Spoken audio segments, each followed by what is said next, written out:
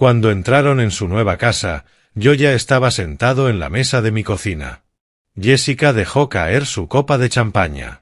El cristal se hizo trizas sobre el suelo de mármol que yo mismo había elegido 3 años atrás. Brandon se quedó inmóvil, con la boca abierta, mirando al viejo con botas de trabajo que, de alguna manera, había llegado antes que ellos a su propia fiesta de inauguración. «Papá», susurró Jessica, «¿cómo entraste aquí?» Sonreí y levanté un juego de llaves. «De la misma forma en que he entrado durante los últimos 3 años, cariño. Yo soy el dueño de esta casa. Verás». Mientras mi hija estaba ocupada sintiéndose avergonzada de su padre obrero, cometió un error crítico. Intentó robarle $900.000 al hombre del que había estado robando todo este tiempo. Pero retrocedamos un poco para que entiendas cómo llegamos hasta aquí. Pero antes de continuar, suscríbete al canal y dale like al vídeo. Ahora sí, continuemos. Mi hija Jessica siempre me vio como una vergüenza. Mientras otros niños presumían de que sus padres eran doctores o abogados, Jessica cambiaba de tema cuando alguien le preguntaba a qué me dedicaba. «Mi papá trabaja en construcción», murmuraba, como si yo fuera algún tipo de delincuente. Recuerdo el momento exacto en que todo empezó. Jessica tenía 16 años. La recogí de su escuela privada en mi camioneta de trabajo. Todavía tenía polvo de cemento en mis botas Timberland, y el sudor honesto de una jornada de 12 horas construyendo los cimientos de lo que se convertiría en el centro comercial más caro de Austin. Su amiga Madison bajó de un BMW impecable y arrugó la nariz. «Jessica, ¿ese es tu papá?» La vergüenza en los ojos de mi hija me dolió más que cualquier sierra que haya empuñado en mi vida. Desde ese día, me convirtió en su pequeño secreto sucio. En la universidad, todo empeoró. Para entonces, mi empresa, Davis Construction Group, se había convertido en algo grande. Conseguíamos contratos importantes, construyendo buena parte de los nuevos desarrollos que florecían por toda Austin. Pero Jessica solo veía los callos en mis manos y las manchas de pintura en mis jeans. Cuando la aceptaron en la Escuela de Negocios de la Universidad de Texas, me sentí orgulloso. Cuando se graduó magna cum laude, quise celebrar.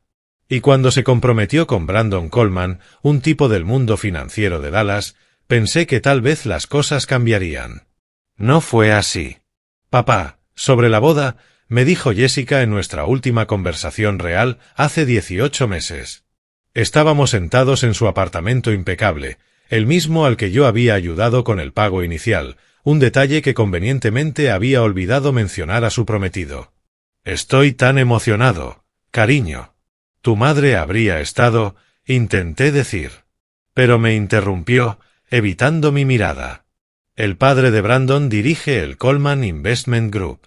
Son muy tradicionales, muy preocupados por las apariencias. El matrimonio será en el Austin Country Club, y asistirán personas muy influyentes». Jugaba nerviosa con su anillo de compromiso, un diamante de 3 quilates que costaba más que el auto promedio. «Solo pienso que tal vez sería mejor si mantuvieras un perfil bajo. Que te sientes más atrás, que uses algo bonito, no tu ropa de siempre». «¿No mi ropa de siempre, Jessica?» «¿Sabes a qué me refiero, papá?» Y sí, lo sabía. Se refería a que no usara mi único traje bueno, el que había llevado al funeral de su madre.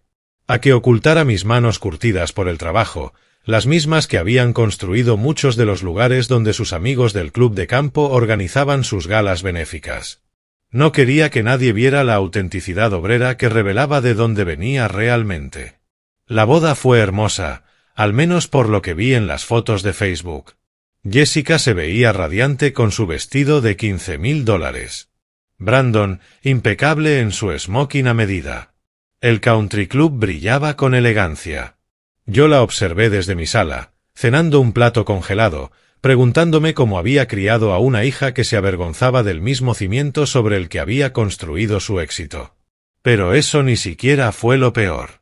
Lo peor llegó durante su primer año de matrimonio, cuando Jessica descubrió que la familia de Brandon no era tan rica como aparentaba. El Coleman Investment Group estaba en problemas. Su estilo de vida se sostenía con créditos y préstamos familiares. Fue entonces cuando mi hija recordó que su vergonzoso padre obrero siempre había sido bueno con el dinero. «Papá, necesitamos un pequeño préstamo», me dijo la última Navidad, sentada en mi modesta sala, como si me hiciera un favor al visitarme. «¿Qué tan pequeño?», pregunté. «Unos 50.000, solo para superar una mala racha.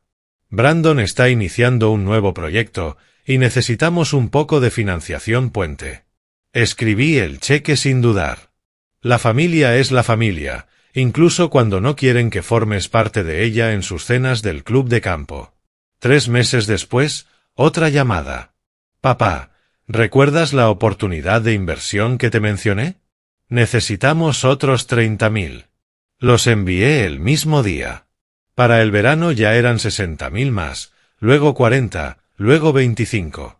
Cada vez, la voz de Jessica sonaba un poco más exigente, un poco menos agradecida. Cada vez, Brandon se mostraba más cómodo gastando dinero que no había ganado. Cada vez, me sentía menos padre y más cajero automático.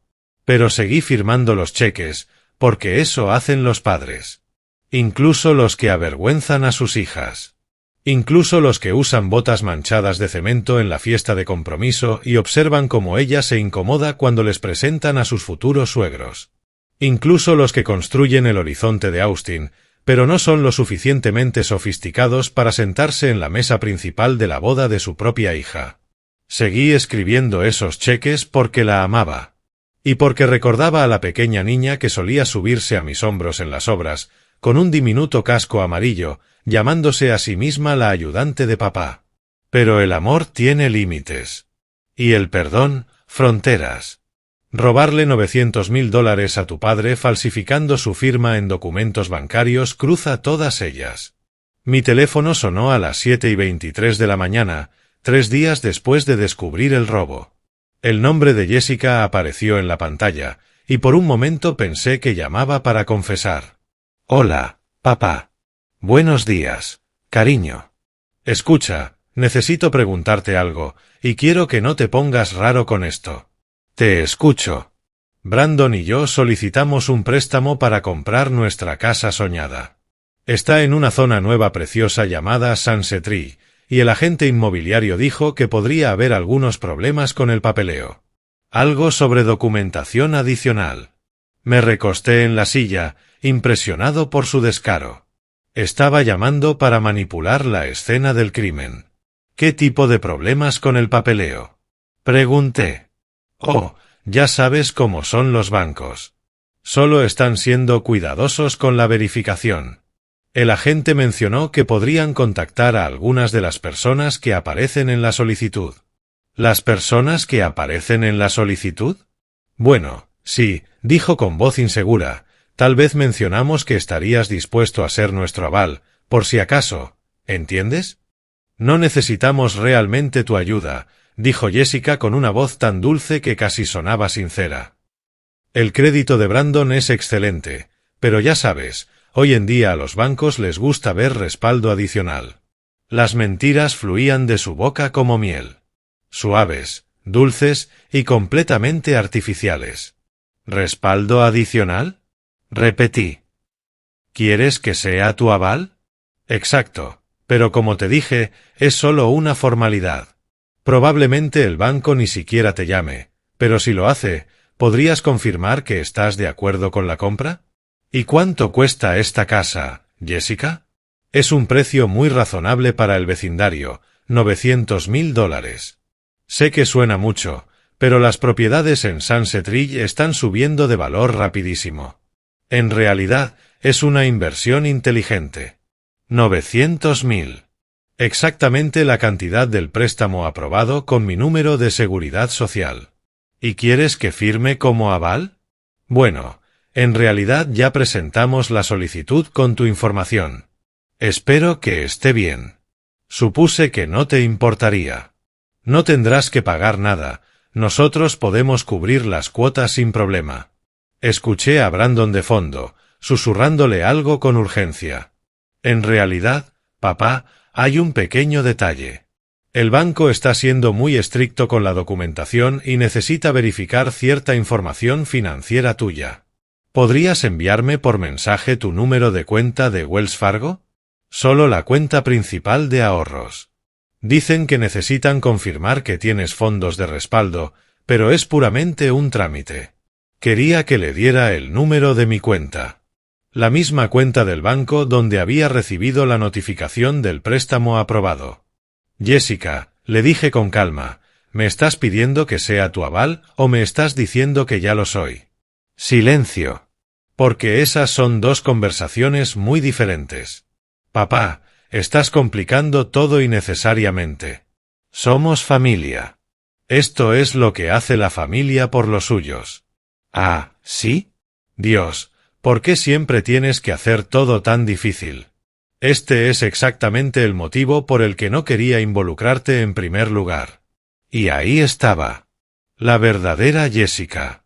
La que me veía como un estorbo necesario.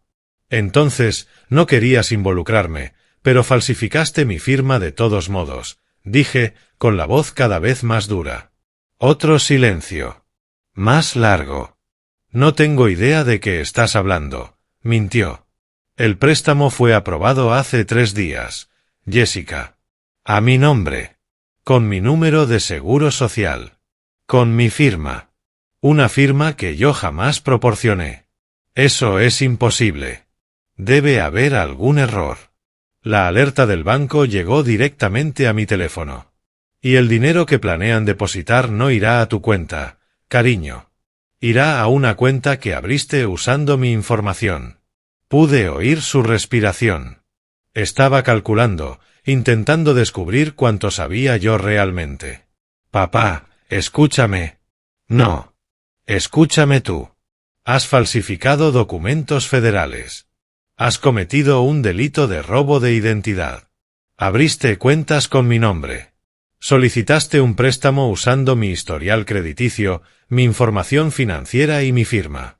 Y ahora me estás llamando para borrar las huellas. No es lo que crees. Ah, ¿no? Entonces explícame qué es, Jessica.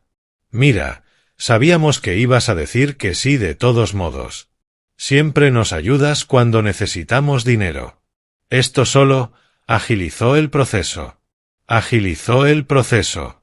Como si el fraude fuera una forma eficiente de pedir ayuda. Así que, en lugar de pedirme apoyo, decidiste robarme. No te estamos robando nada. Vamos a devolverlo. ¿Con qué dinero? Me han pedido más de $200,000 en el último año. ¿Cuándo pensaban empezar a devolver eso? Eso es distinto. Esos fueron préstamos familiares. ¿Y esto qué es, entonces? Esto es un negocio. Brandon tiene un plan a 5 años para construir su portafolio, y esta casa es una inversión fundamental en nuestro futuro financiero. Plan a 5 años. Portafolio. Inversión fundamental. Hablaba como una asesora financiera, no como una hija que acababa de robarle a su padre. Jessica, ¿entiendes lo que has hecho? He asegurado el futuro de nuestra familia. Has cometido fraude a gran escala. No seas tan dramático, papá. Nadie va a ir a prisión por una solicitud de hipoteca. Nadie va a ir a prisión. Ella realmente lo creía. Pensaba que robar $900,000 a su propio padre era un simple error de papeleo que se resolvería solo. Jessica, esto es lo que vas a hacer, dije con firmeza. Vas a llamar hoy mismo al banco y retirar esa solicitud. Vas a cerrar cualquier cuenta que hayas abierto a mi nombre. Y vas a encontrar una forma legal de comprar tu casa soñada. No podemos hacer eso. ¿Por qué no? Porque ya dimos el dinero de la reserva. Ya firmamos el contrato de compra. El cierre es en 2 semanas. Entonces más te vale encontrar otra manera de financiarlo. No hay otra manera. ¿Crees que habríamos hecho esto si la hubiera? Y ahí estaba. La confesión. Habían robado porque no tenían otra opción. Porque el portafolio de Brandon era pura fantasía, y su estilo de vida se sostenía con tarjetas de crédito y préstamos familiares que jamás pensaron devolver. Siempre hay otra opción, Jessica. Solo elegiste la que no te obligaba a admitir que necesitabas ayuda de tu vergonzoso padre obrero. La línea quedó en silencio durante varios segundos. Está bien, dijo finalmente. Pero estás arruinando nuestras vidas por un papeleo. Colgó antes de que pudiera responder. Me quedé sentado en la cocina, mirando el teléfono, preguntándome en qué momento mi hija se había convertido en alguien que ya no reconocía. Alguien capaz de robarle a su familia y llamarlo optimizar. Alguien capaz de falsificar documentos y llamarlo papeleo. Alguien capaz de romperle el corazón a su padre y llamarlo negocio. Pero Jessica había olvidado algo importante. Algo que pasó por alto en todos sus planes financieros sofisticados. Su vergonzoso padre obrero no era tan simple como ella creía. Colgué el teléfono y me preparé una taza de café. Negro, sin azúcar. Igual que lo he tomado durante 40 años en las obras de todo Texas. Luego abrí mi portátil e hice algo que debí haber hecho hace mucho tiempo. Busqué el desarrollo Sunset Tree. Lo que encontré me hizo sonreír por primera vez en días. Sunset Tree no era un desarrollo cualquiera. Era una comunidad premium, construida en 2019, con 47 casas personalizadas valoradas entre $850.000 y $1,2 millones. El complejo incluía un club privado, canchas de tenis y lo que el sitio web describía como amenidades de estilo resort. Pero lo más importante fue que reconocí la construcción. Reconocí el estilo arquitectónico, los materiales, incluso el paisajismo. Y claro que lo reconocía. Mi empresa había construido todo el desarrollo. Davis Construction Group había sido el contratista general de Sunset Tree. Todavía tenía los planos en el archivo de mi oficina. Todavía tenía el contacto de cada subcontratista, de cada proveedor, de cada inspector que había firmado el proyecto. Y más aún, yo todavía era dueño de la compañía desarrolladora. Verás, cuando llevas tanto tiempo en la construcción, aprendes que el verdadero dinero no está en levantar casas. Está en poseer la tierra sobre la que se construyen. Durante los últimos 30 años, había comprado silenciosamente docenas de terrenos alrededor de Austin, casi siempre en zonas que estaban a punto de explotar en valor. Sunset Tree había sido uno de mis primeros grandes proyectos de desarrollo. Compré esos terrenos cuando no eran más que pastizales y arbustos, un sitio donde aún pastaba el ganado. Fue antes de que Austin se convirtiera en el centro tecnológico que es hoy. El proyecto fue tan exitoso que usé el mismo modelo para construir otras 6 comunidades en toda la ciudad. Comprar tierra barata, conservarla mientras la ciudad crece hacia ti y cuando el mercado está en su punto, convertirla en viviendas de lujo. Según las estimaciones más conservadoras, mi portafolio inmobiliario valía unos $28 millones. Y ahora, mi hija, la misma que se avergonzaba de presentarme en su boda, había intentado robar dinero para comprar una casa dentro de un desarrollo que yo mismo poseía. Pero lo mejor estaba por venir. Llamé a mi administradora de propiedades, Ellen Rodríguez, quien llevaba 15 años manejando mis inversiones inmobiliarias. Bill, ¿cómo estás? Hace meses que no sé de ti. Estoy bien, Ellen. Solo una pregunta rápida sobre Sunset Tree. ¿Todavía poseemos alguno de los lotes originales? Déjame revisar, tecleó unos segundos. Sí, de hecho, todavía tenemos 4 de las casas originales. 3 están en renta y una la mantenemos como inversión. ¿Por qué lo preguntas? ¿Cuál es la dirección de esa propiedad? Escuché más clics del teclado. 4247 Sunset Tree Boulevard. Es la que tiene mármol italiano personalizado en la cocina. Tu equipo hizo un trabajo precioso en esa casa. 4247 Sunset Tree Boulevard. Abrí en mi computadora los documentos del préstamo y revisé la dirección de la propiedad. 4247 Sunset Tree Boulevard. Mi hija estaba intentando comprar una casa que ya era mía. Ellen, necesito que me hagas un favor, le dije. Quiero que llames al agente de ventas de 4247 Sunset Tree y le informes que la propiedad ha sido retirada del mercado. ¿Retirada del mercado? Pero ni siquiera hemos recibido ofertas todavía. Ahora sí, respondí. Yo la voy a comprar. ¿Vas a comprar tu propia casa? Es complicado. ¿Podrías encargarte del papeleo hoy mismo? Por supuesto. Pero Bill, ¿qué está pasando? Pensé cómo explicarlo sin sonar completamente loco. Mi hija está intentando cometer fraude hipotecario para comprar esta casa. Prefiero no permitir que eso suceda. Ellen había trabajado conmigo lo suficiente para saber que no bromeaba con temas legales. Haré las llamadas ahora mismo. La propiedad estará oficialmente fuera del mercado antes del mediodía. Perfecto. Y una cosa más, Ellen. Quiero que programes una visita a la propiedad para el próximo sábado por la tarde, alrededor de las 7. ¿Una visita? Bill, tú construiste esa casa. Conoces cada rincón. Lo sé, pero mi hija no sabe que yo la construí. Y creo que ya es hora de que aprenda unas cuantas cosas sobre su vergonzoso padre obrero. Después de colgar, me quedé en la cocina intentando procesar lo que sentía. No era rabia, exactamente. Era algo más frío, más calculado. Jessica había pasado años avergonzándose de mí mientras vivía del dinero que yo había acumulado en silencio. Me había excluido de su boda, pero dependía de mi generosidad para mantener su estilo de vida. Me había robado mientras lo llamaba apoyo familiar.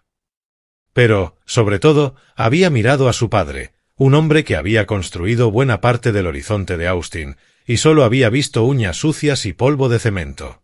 Era momento de corregir esa percepción. Esa misma tarde hice 3 llamadas. La primera fue a mi abogado, James Wilson, quien llevaba 20 años manejando mis asuntos legales. James, necesito hablar de un tema familiar. Robo de identidad, específicamente. La segunda fue a mi contadora, Margaret Thompson, que administraba mi portafolio de inversiones. Margaret, quiero liquidar algunos activos y reestructurar mis propiedades. Estoy pensando en hacer algunos cambios en mi testamento. La tercera fue, de nuevo, a Ellen Rodríguez. Ellen, cambio de planes. No quiero que saques la casa del mercado. Quiero que dejes que la venta siga adelante, exactamente como está planeada. Pero dijiste que tú la comprarías. Dije que yo la compraría, corregí, no que impediría que ellos intentaran hacerlo primero. Escuché su confusión al otro lado. Bill, no entiendo. Confía en mí, Ellen.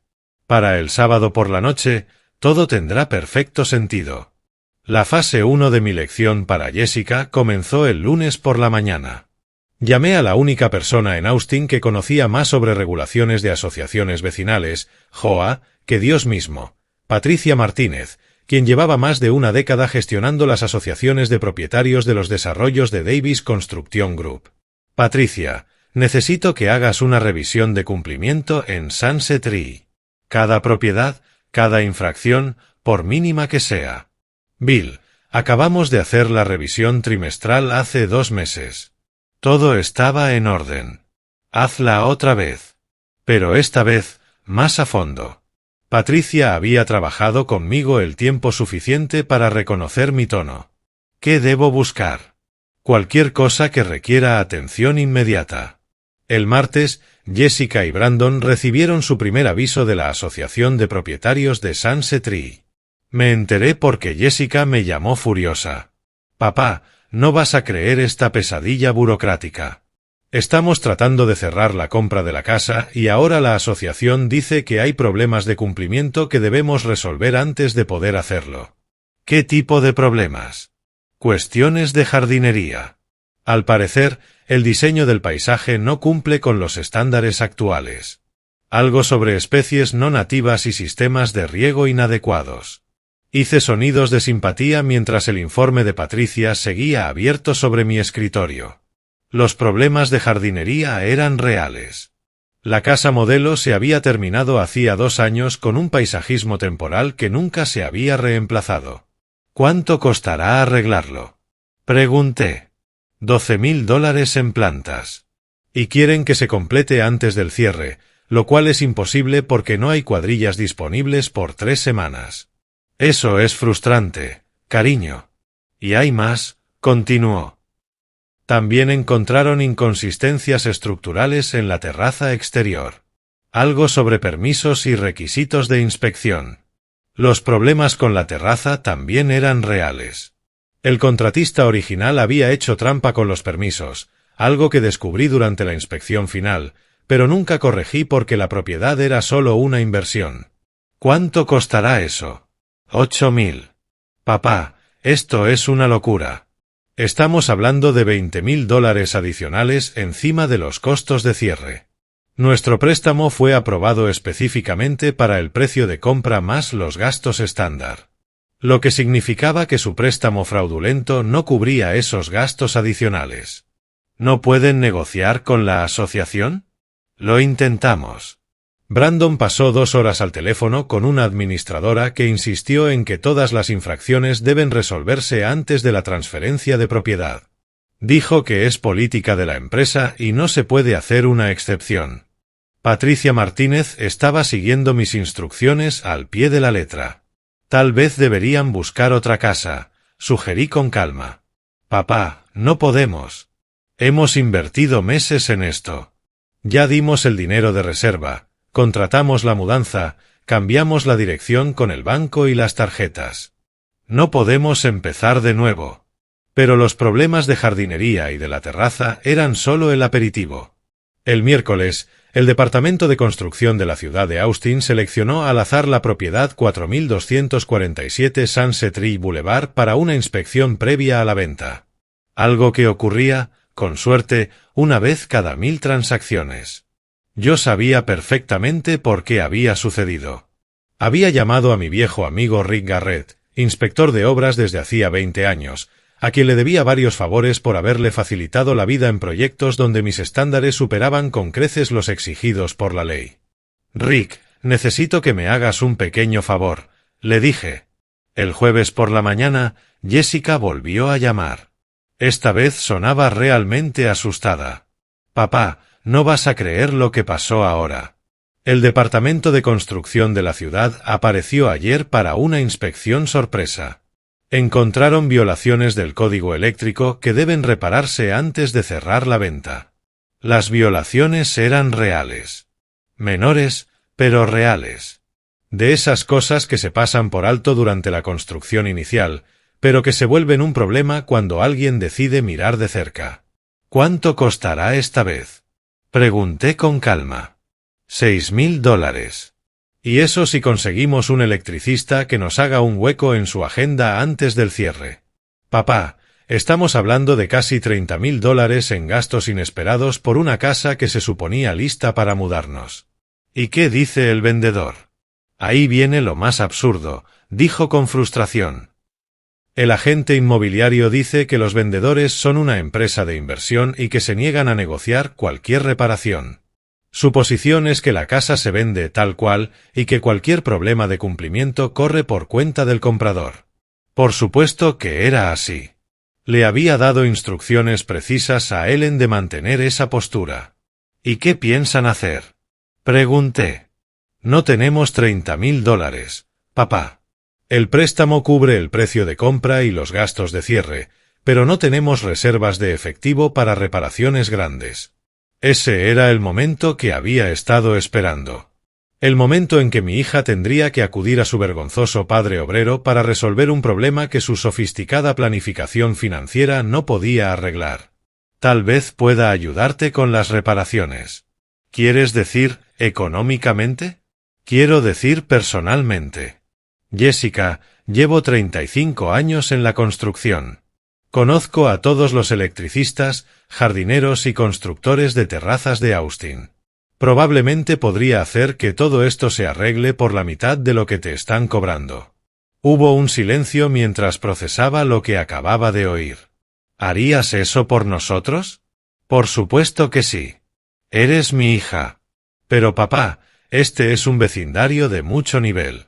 No sé si tus contactos están acostumbrados a trabajar en lugares como Sunset Tree. Y ahí estaba otra vez. Incluso cuando necesitaba mi ayuda, temía que la avergonzara con mis conexiones de clase obrera. Jessica, ¿quién crees que construyó estas casas en primer lugar? ¿Qué quieres decir? Quiero decir, ¿quién crees que contrató a los electricistas, a los paisajistas, a los carpinteros? ¿Crees que trajimos especialistas importados desde Dallas? Supongo que nunca lo pensé.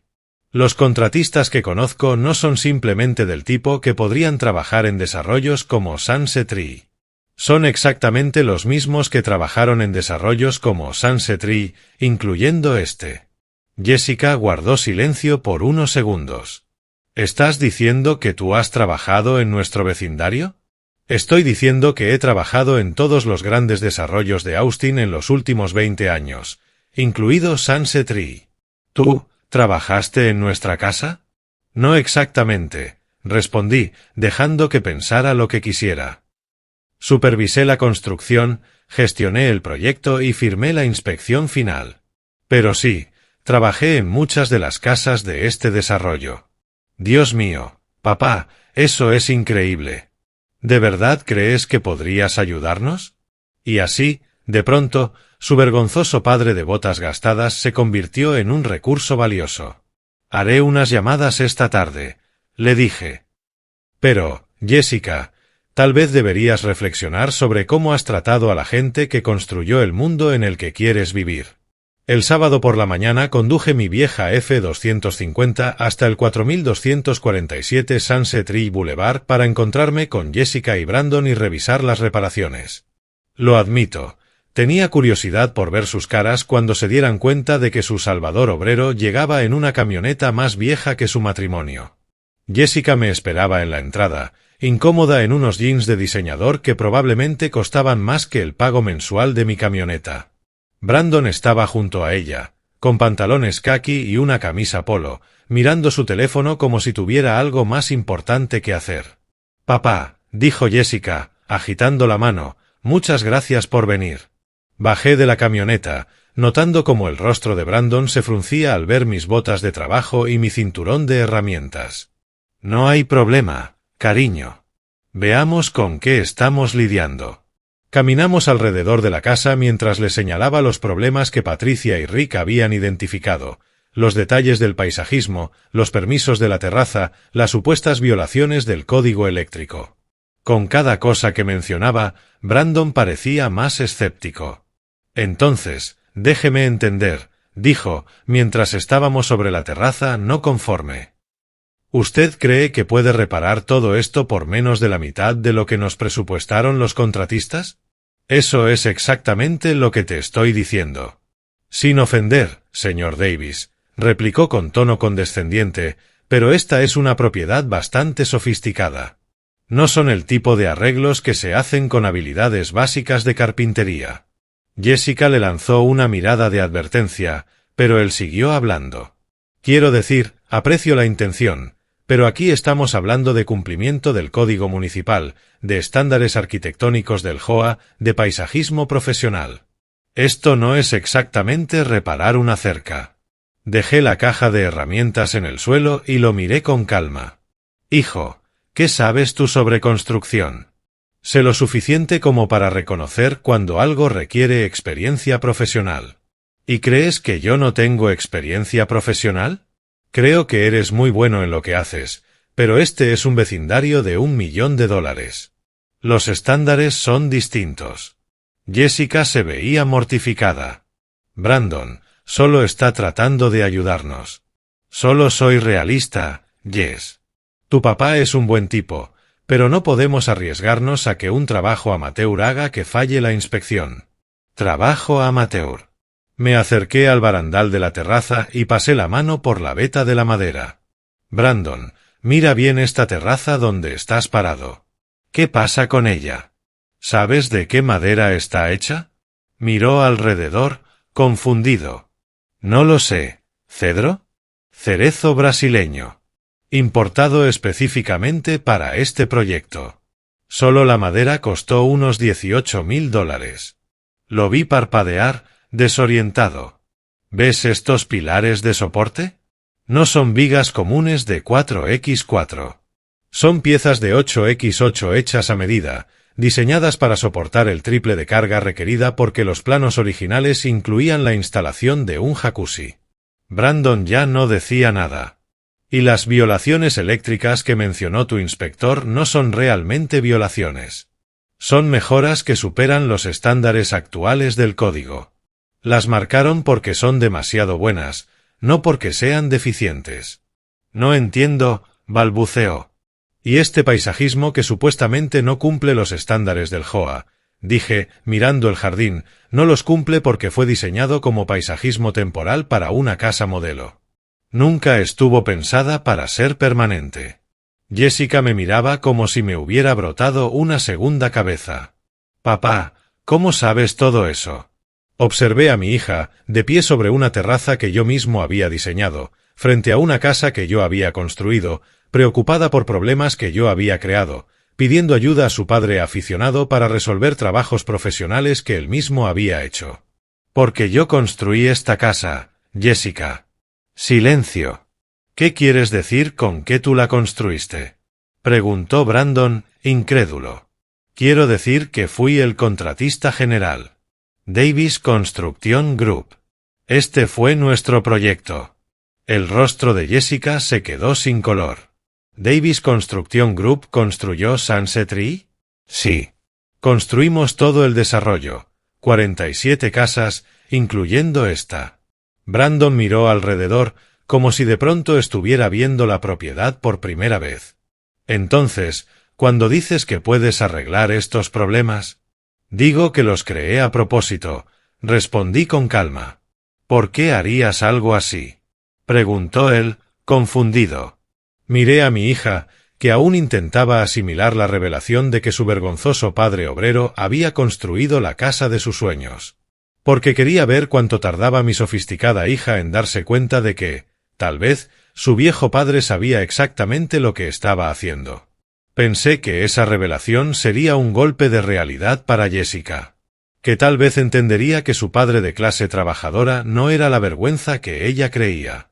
Me equivoqué. Jessica se enfureció. «Lo hiciste a propósito», exclamó, parada conmigo en la entrada de la casa de 4247 Sunset Tree. Creaste problemas falsos para hacernos pasar por un infierno.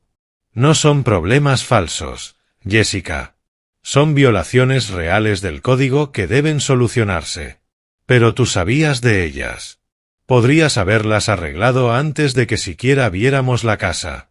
Brandon asentía, su escepticismo inicial convertido ahora en indignación moral. Esto es muy manipulador, señor Davis. Nos hizo perder semanas lidiando con contratistas e inspecciones cuando podría haber resuelto todo con una llamada. Pude hacerlo, sí, respondí, pero entonces no habrían aprendido nada. ¿Aprender qué? Soltó Jessica, furiosa. Que su vergonzoso padre obrero construyó la casa que están tratando de comprar con dinero robado. Las palabras quedaron flotando en el aire como humo espeso. El rostro de Jessica se puso rojo. Ya hablamos de eso, replicó. Esa situación del préstamo fue un malentendido. Un malentendido que implica un delito federal, Jessica. Dios, papá, eres tan dramático. Solo fue papeleo. Vamos a devolverlo. Pero pude ver el cambio en su mirada. Estaba comprendiendo que si yo había construido la casa, probablemente sabía más del vecindario de lo que imaginaba. Que tenía más contactos de los que creía. Y, lo más importante, que tenía mucho más poder del que ella me había atribuido. Y eso la ponía nerviosa. Esa misma noche, Jessica contraatacó. Su primera arma fue Facebook. A las 8 en punto, apareció en mi muro una publicación suya. Algunas personas nunca aprenden que el amor no es condicional. Decepciona descubrir que el apoyo familiar viene con hilos ocultos y manipulación. Cuando intentas construir tu futuro, lo último que necesitas es que tu familia cree obstáculos en lugar de ofrecer ayuda genuina. Almohadilla familia primero, almohadilla amor incondicional, almohadilla hija decepcionada. La publicación recibió 43 me gusta y 16 comentarios, en su mayoría de amigas que no sabían el contexto, pero se sentían obligadas a mostrar apoyo. Lo siento tanto, Jess. La familia puede ser tan complicada. Te mereces algo mejor. La sangre no justifica el comportamiento tóxico. Algunos padres nunca entienden que sus hijos ya son adultos. Fuerza, Jess. Para el martes, había subido el tono con otra publicación más larga. Es desgarrador cuando las personas que deberían apoyar tus sueños terminan saboteándolos. A veces, los padres luchan con el éxito de sus hijos porque les recuerda sus propias limitaciones. Estoy aprendiendo que el verdadero amor familiar significa dejar que otros crezcan, incluso cuando ese crecimiento te incomoda. Agradecida por los amigos que entienden que la manipulación emocional no es amor. _crecimiento _límites _familia tóxica. Esa tuvo 67 me gusta y 24 comentarios. Jessica estaba construyendo una narrativa, la hija exitosa que intenta forjar su vida y el padre controlador que sabotea su progreso. El miércoles lanzó la bomba nuclear, una publicación sobre dinero. Aviso público: que alguien te ayude económicamente no le da derecho a controlar tus decisiones. El dinero con condiciones no es generosidad, es control.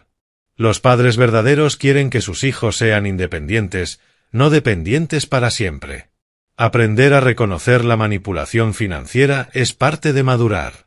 _independencia financiera _dinero tóxico _padres manipuladores.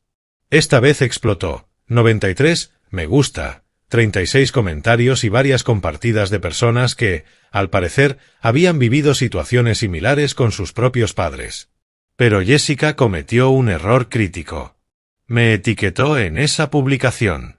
Lo que significaba que apareció directamente en mi perfil, visible para todas mis conexiones. Conexiones como Patricia Martínez, quien manejaba asociaciones de propietarios. Rick Garrett, del Departamento de Construcción. Ellen Rodríguez, que gestionaba mis inversiones inmobiliarias. Y, lo más importante, los miembros del Austin Country Club, donde yo era socio fundador desde 1985. El jueves por la mañana recibí una llamada de Robert Mitchell, presidente del club. Bill, vi algunas publicaciones preocupantes en redes sociales. ¿Está todo bien con Jessica? Solo algunos desacuerdos familiares, Robert. Nada que no pueda resolverse. Me alegra oírlo. Mira, ha estado circulando un poco de chisme sobre irregularidades financieras, algo sobre fraude con préstamos. Quise llamarte directamente en lugar de escuchar rumores. Te lo agradezco, Robert. El asunto es este, Bill. Has sido un miembro valioso del club durante casi 20 años, y tu integridad nunca ha sido cuestionada. Pero si hay problemas legales relacionados con tu familia, la Junta podría necesitar discutir cómo eso afecta las relaciones dentro del club. Sabía perfectamente lo que estaba diciendo. El Austin Country Club era el lugar donde Jessica quería codearse, donde Brandon esperaba construir su cartera de clientes, donde planeaban consolidarse entre la élite de la ciudad. Robert, le respondí, creo que los rumores están un poco confundidos sobre quién cometió las irregularidades. Permíteme preguntarte algo. Si el hijo de un miembro del club comete fraude federal usando la identidad de su padre, ¿eso afecta la reputación del padre o la del hijo? Hubo una larga pausa. Supongo que dependería de las circunstancias, dijo finalmente. Te mantendré informado a medida que evolucione la situación. Por favor, hazlo, Bill. Y si necesitas apoyo del club, no dudes en pedírmelo. Para el viernes por la tarde, la campaña en redes de Jessica había fracasado estrepitosamente. En lugar de ganarse la simpatía de los demás, había expuesto su fraude financiero ante el círculo social más influyente de Austin, un círculo que había respetado a su vergonzoso padre obrero durante más de 20 años. Esa noche, me senté en mi despacho y extendí sobre el escritorio 20 años de registros financieros. Si Jessica quería jugar el juego de la opinión pública, iba a perder. Pero no porque yo pensara avergonzarla en redes sociales. Jessica iba a perder, porque había olvidado algo fundamental sobre su padre obrero. Yo no olvido nada. Y, más importante aún, guardo registros meticulosos de todo. Cada cheque que le había escrito a Jessica en los últimos 5 años estaba perfectamente documentado. Cada préstamo, cada pago de emergencia, cada regalo de cumpleaños o de Navidad que superaba cualquier gesto común de un padre hacia su hija. Tenía archivados los estados de cuenta, los cheques cancelados, las confirmaciones de transferencias e incluso los mensajes de texto en los que me pedía dinero. Cuando reuní todo, el total fue impactante, $347,000 en apenas 5 años. Pero esa no era la parte más devastadora. Lo verdaderamente devastador era el patrón que emergía entre los números. Abrí una hoja de Excel y comencé a reconstruir la línea de tiempo, paso a paso. Enero de 2019, Jessica llama pidiendo $15,000 para ayudar a Brandon con una gran oportunidad de inversión.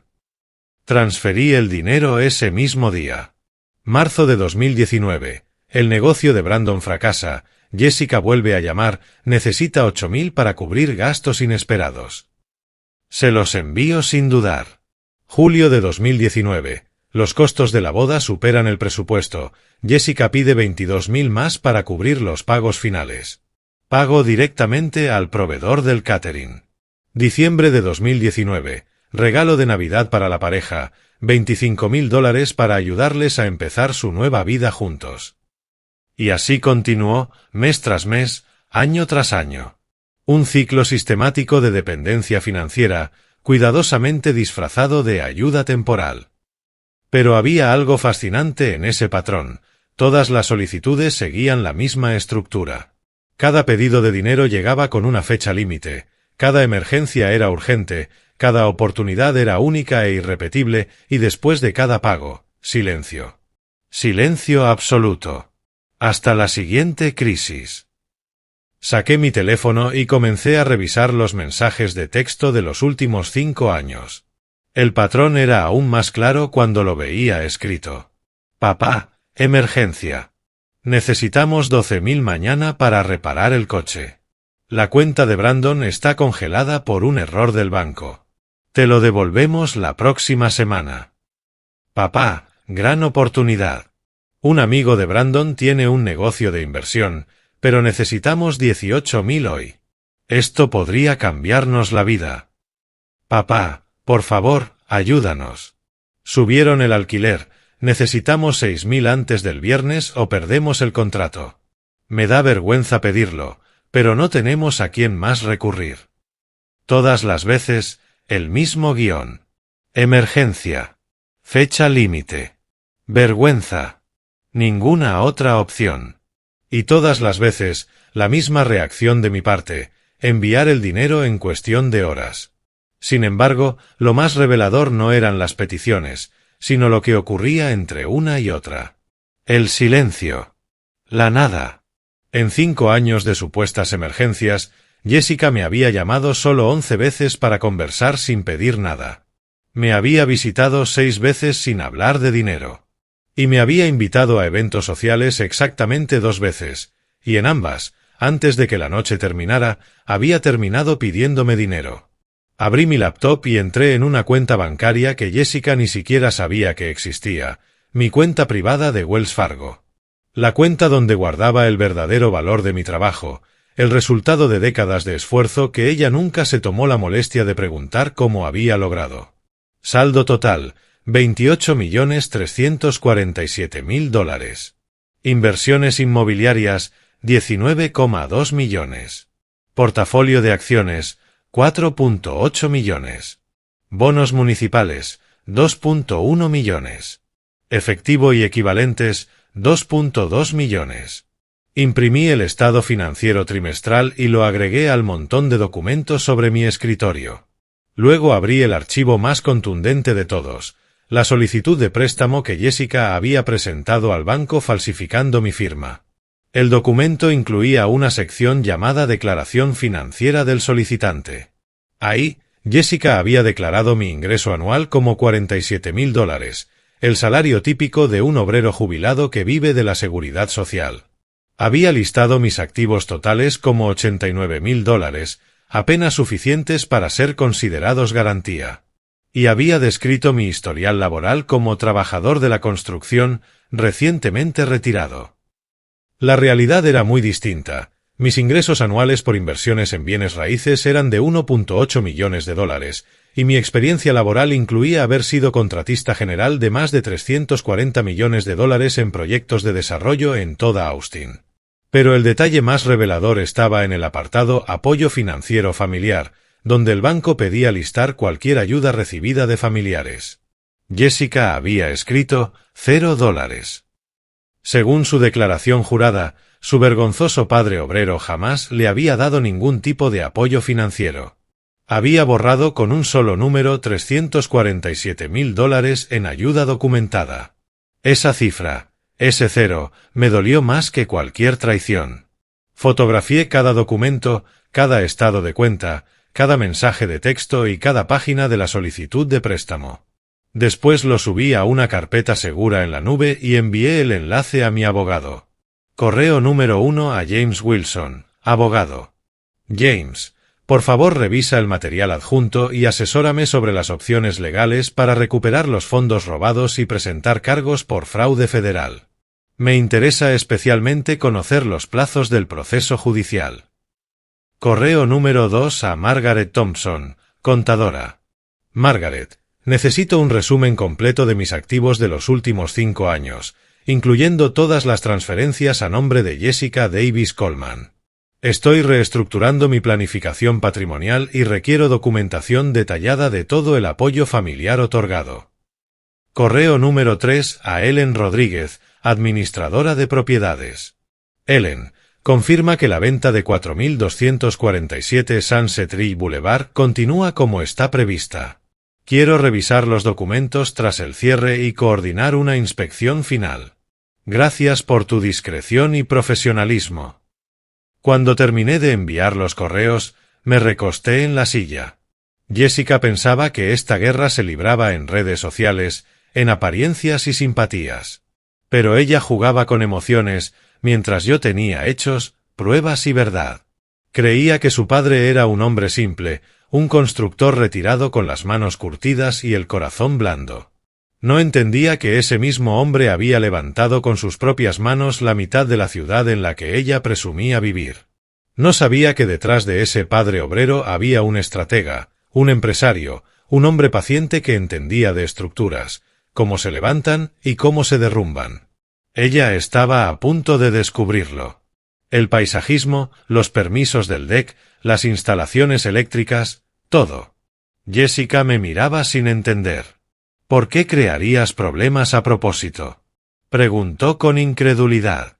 La observé, todavía procesando el hecho de que su padre obrero, del que tanto se avergonzaba, había construido la casa de sus sueños. Porque quería ver cuánto tardaría mi sofisticada hija en darse cuenta de que, tal vez, solo tal vez, su viejo padre sabía perfectamente lo que hacía.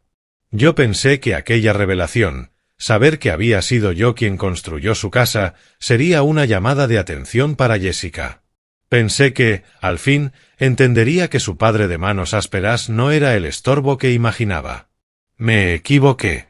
En lugar de sentirse avergonzada, se enfadó. «Lo hiciste a propósito», gritó, mientras estábamos parados en la entrada de 4247 Sunset Tree Boulevard. Inventaste problemas falsos para hacernos saltar por aros. No son falsos, Jessica.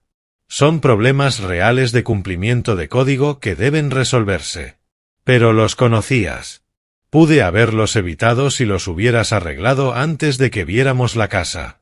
Brandon asintió con entusiasmo, su escepticismo anterior convertido en una especie de indignación moral.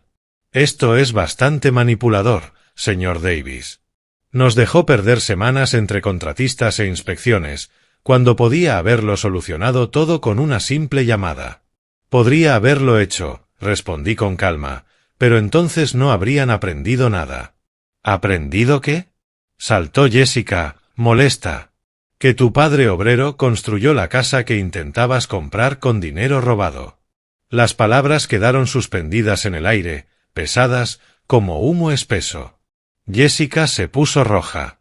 Ya hablamos de eso. Lo del préstamo fue un malentendido. Un malentendido que involucra fraude federal, Jessica. Dios, papá. Eres tan dramático. Es solo papeleo. Vamos a devolverlo. Podía verla pensar. Su mente trabajaba rápido, calculando. Ahora sabía que si yo había construido la casa, probablemente conocía cada detalle del vecindario, cada contacto, cada persona involucrada en la obra. Sabía que tenía conexiones más profundas de lo que imaginaba. Y lo peor para ella, comprendía que yo tenía poder. Eso la asustó. Esa misma noche, Jessica lanzó su contraataque. Comenzó con una publicación en Facebook que apareció en mi muro alrededor de las 8 de la tarde. Algunas personas nunca aprenden que el amor no debe tener condiciones. Qué decepcionante descubrir que el apoyo familiar viene con hilos ocultos y manipulación. Cuando intentas construir tu futuro, lo último que necesitas es que los miembros de tu familia te pongan obstáculos en lugar de ayudarte de corazón. Almohadilla familia primero, almohadilla amor incondicional, almohadilla hija decepcionada. El post recibió 43 me gusta y 16 comentarios, la mayoría de amigos suyos que no sabían nada del contexto pero se sentían obligados a opinar. Lo siento, Jess. La familia puede ser tan complicada. Mereces algo mejor. La sangre no justifica el comportamiento tóxico. Algunos padres no entienden que sus hijos ya son adultos. Fuerza. El martes, subió el tono con otra publicación, más larga y emocional. Es devastador cuando las personas que deberían apoyar tus sueños terminan saboteándolos. A veces los padres tienen dificultades para aceptar el éxito de sus hijos, porque les recuerda sus propias limitaciones. Estoy aprendiendo que el amor familiar verdadero consiste en dejar crecer a las personas, incluso si ese crecimiento te incomoda. Agradecida por mis amigos que entienden que la manipulación emocional no es amor. Almohadilla crecimiento, almohadilla límites sanos, almohadilla familia tóxica. Esa publicación obtuvo 67 me gusta y 24 comentarios. Jessica estaba construyendo una narrativa, la hija exitosa que intentaba salir adelante y el padre controlador que saboteaba su progreso. Pero el miércoles, vino la bomba. Publicó un anuncio público. Anuncio. El hecho de que alguien te ayude económicamente no le da derecho a controlar tu vida. El dinero con condiciones no es generosidad, es control. Los verdaderos padres quieren que sus hijos prosperen por sí mismos, no que dependan de ellos para siempre. Aprender a reconocer la manipulación financiera es parte de madurar. Almohadilla independencia financiera, almohadilla dinero tóxico, almohadilla padres manipuladores. Esa publicación explotó.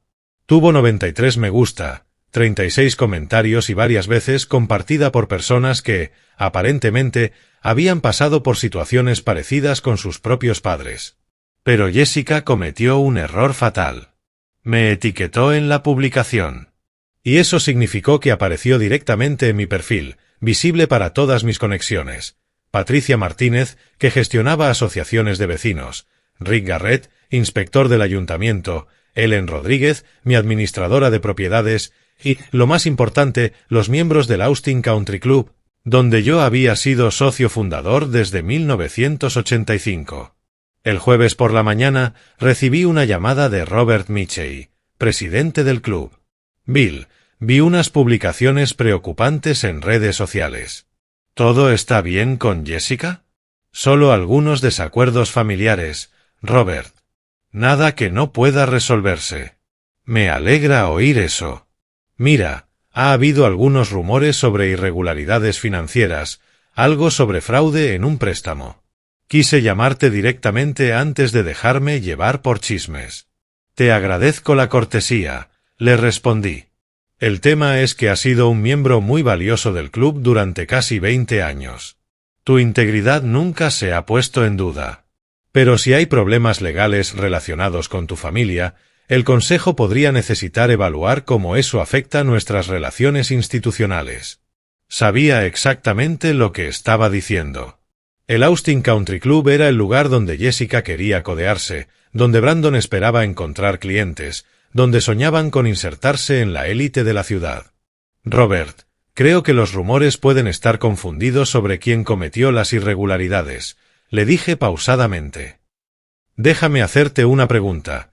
Si el hijo de un socio cometiera un fraude federal usando la identidad de su padre, ¿crees que eso dañaría la reputación del padre o la del hijo? Hubo un silencio largo. Supongo que dependería de las circunstancias específicas, contestó con cautela. Lo entiendo, respondí. Te mantendré informado mientras la situación evoluciona. Por favor, hazlo, Bill. Y si necesitas apoyo del club, no dudes en pedírmelo. Para el viernes por la tarde, el plan mediático de Jessica se había derrumbado por completo. Lo que había comenzado como una campaña de victimismo para obtener simpatía se había convertido en un desastre público. En lugar de despertar compasión, terminó revelando involuntariamente su propio fraude financiero ante el círculo social más influyente de Austin, un círculo que me conocía desde hacía 20 años. Un círculo que respetaba a ese padre obrero al que ella tanto despreciaba. Esa noche me senté en mi despacho. Extendí sobre el escritorio 20 años de registros financieros y documentos. Jessica quería jugar en el terreno de la opinión pública. Pero iba a perder. Y no porque yo pensara humillarla en las redes. Iba a perder porque había olvidado quién era su padre. Un hombre que no grita, que no amenaza, pero que documenta todo. Cada cheque, cada préstamo, cada pago de emergencia, cada transferencia, cada acto de generosidad que superó con creces lo que cualquier padre está obligado a hacer. Y esta vez, no solo tenía la verdad, tenía pruebas. Julio de 2019, los gastos finales de la boda superaron el presupuesto. Jessica necesitaba $22,000 para cubrir los pagos pendientes. Pagué directamente al proveedor del banquete. Diciembre de 2019, regalo de Navidad para Jessica y Brandon. $25,000 para ayudarlos a empezar su nueva vida juntos. Y así fue, mes tras mes, año tras año. Una cadena sistemática de dependencia financiera disfrazada bajo el nombre de ayuda temporal. Pero lo más interesante de aquel patrón era la precisión. Cada petición tenía un plazo límite. Cada emergencia era urgente. Cada oportunidad era irrepetible. Y, tras cada transferencia, llegaba lo mismo, el silencio, hasta la próxima crisis. Saqué mi teléfono y repasé 5 años de mensajes de Jessica. El patrón era aún más claro por escrito. Papá, emergencia. Necesitamos 12,000 mañana para reparar el coche. La cuenta de Brandon está congelada por un error del banco. Te lo devolvemos la próxima semana. Papá, gran oportunidad. Un amigo de Brandon tiene una inversión increíble, pero necesitamos 18,000 hoy. Esto podría asegurarnos el futuro. Papá, por favor, ayúdanos. Subieron el alquiler, necesitamos 6,000 antes del viernes o perderemos el departamento. Me da vergüenza pedirlo, pero no tenemos a quién más recurrir. Siempre el mismo guión, emergencia, fecha límite, vergüenza, desesperación. Y siempre la misma respuesta, mi dinero enviado en cuestión de horas. Pero lo más revelador no eran las peticiones. Era lo que ocurría entre ellas. Silencio.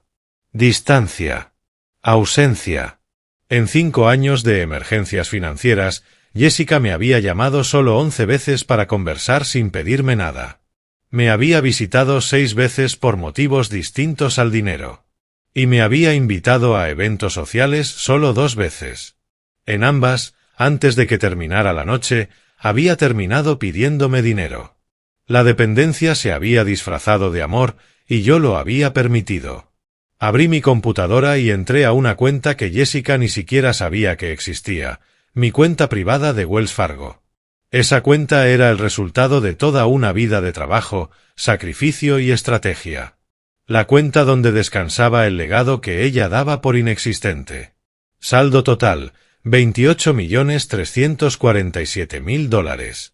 Inversiones inmobiliarias, 19,2 millones. Portafolio de acciones, 4,8 millones. Bonos municipales, 2.1 millones. Efectivo y equivalentes, 2.2 millones. Imprimí el estado financiero trimestral y lo coloqué sobre el creciente montón de pruebas que había acumulado en mi escritorio. Luego abrí el documento más incriminatorio de todos, la solicitud de préstamo que Jessica había presentado al banco usando mi firma falsificada. Dentro del apartado Declaración financiera del solicitante, había escrito lo siguiente: ingreso anual, $47.000. Activos totales, $89.000. Ocupación, trabajador de la construcción, recientemente jubilado. Una caricatura de mí. El retrato de un hombre al que había reducido a la mínima expresión, borrando décadas de esfuerzo y logros. Lo que el banco no sabía era que mis ingresos anuales reales, provenientes de inversiones inmobiliarias, superaban los $1.8 millones y que había sido contratista general en más de 340 millones en proyectos de desarrollo en Austin. Pero lo más insultante estaba en un pequeño recuadro titulado Apoyo financiero familiar recibido. Allí, Jessica había escrito $0. 0. Según su declaración jurada, su padre nunca la había ayudado económicamente. Ese simple número había borrado $347.000 en transferencias, regalos, préstamos y rescates. Un cero que pesaba más que cualquier deuda. Fotografié cada documento, cada cheque, cada mensaje, cada estado bancario y cada página del préstamo. Después subí todo a una carpeta segura en la nube y envié el enlace a mi abogado. Correo número 1 a James Wilson, abogado. James, revisa el material adjunto. Necesito asesoría sobre las opciones legales para recuperar los fondos sustraídos y presentar cargos por fraude federal. Por favor, confírmame los plazos aproximados para iniciar el proceso. Correo número 2 a Margaret Thompson, contadora. Margaret, necesito un resumen completo de mis activos de los últimos 5 años, incluyendo todas las transferencias realizadas a nombre de Jessica Davis Coleman. Estoy actualizando mi planificación patrimonial y necesito documentación precisa de todo el apoyo financiero otorgado. Correo número 3 a Ellen Rodríguez, administradora de propiedades. Ellen, necesito que prepares un informe detallado sobre el desarrollo de Sunset Ridge, incluyendo el historial de propiedad, los costos de construcción y el valor de mercado actual. Además, coordina una sesión de fotos profesional para 4247 Sunset Ridge Boulevard este fin de semana. Quiero imágenes de cada habitación. Para el lunes por la mañana, tendría en mis manos un expediente completo que demostraría que el supuesto padre jubilado y pobre que Jessica había descrito al banco valía más que la mayoría de los ejecutivos de las empresas Fortune 500. Pero, más importante aún, tendría pruebas de que ella sabía perfectamente de quién estaba robando. Y el día siguiente, durante la fiesta de inauguración de la casa que había intentado comprar con dinero robado, todos, sus amigos, sus colegas, sus conocidos del club, iban a conocer la verdad sobre el préstamo, sobre el dinero, y sobre quién había construido realmente la vida que Jessica intentaba reclamar como su propio logro. Sábado, 15 de marzo, 7 de la tarde. Aparqué mi vieja camioneta F-250 frente a 4247 Sunset Ridge Boulevard, justo al otro lado de la calle. Desde allí observé la casa a través de las ventanas de suelo a techo que yo mismo había especificado durante la construcción. La casa estaba llena. Gente riendo, brindando, moviéndose con copas de vino entre las luces cálidas y la música ambiental. Reconocí a muchos. Eran los jóvenes profesionales de Austin, asesores financieros, agentes inmobiliarios, trabajadores del sector tecnológico, pequeños empresarios. El tipo de personas que Jessica y Brandon querían impresionar. El tipo de personas que sabían exactamente quién era William Davis. Algunos de ellos incluso me habían contratado años atrás. Otros me habían estrechado la mano en reuniones de obra, en desayunos del club o en negociaciones de terrenos. Y esa noche, en la casa que mi hija había intentado robarme, iban a recordar muy bien por qué ese padre obrero nunca había dejado de construir, ni siquiera cuando se trataba de la verdad.